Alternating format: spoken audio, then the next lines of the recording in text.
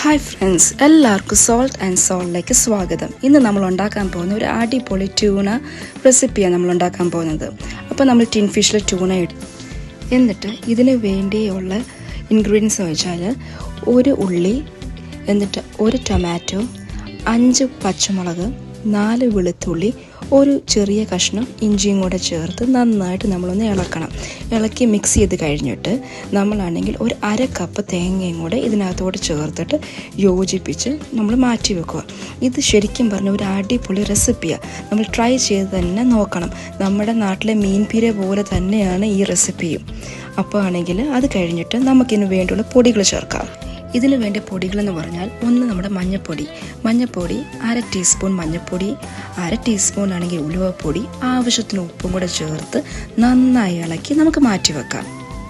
മാറ്റി വെച്ചിട്ട് നമ്മളൊരു പാൻ എടുത്ത് എണ്ണ ഒഴിച്ച് എണ്ണയ്ക്കകത്ത് കടുക് പൊട്ടി കഴിയുമ്പോൾ കരിയാപ്പില ഇട്ട് കഴിഞ്ഞിട്ട് നമ്മൾ ഈ തയ്യാറാക്കി വെച്ചിരിക്കുന്ന ട്യൂണ ഫിഷ് ഇതിനകത്തോട്ട് ഇട്ടിട്ട് ഒരു 1/2 കപ്പ് വെള്ളം കൂടി ഇതിനകത്ത് ചേർത്ത് മിക്സ് ചെയ്ത് നമ്മൾ നന്നായിട്ടൊന്ന് ഇളക്കിയിട്ട് ഒന്ന് അടച്ചു വെക്കുക.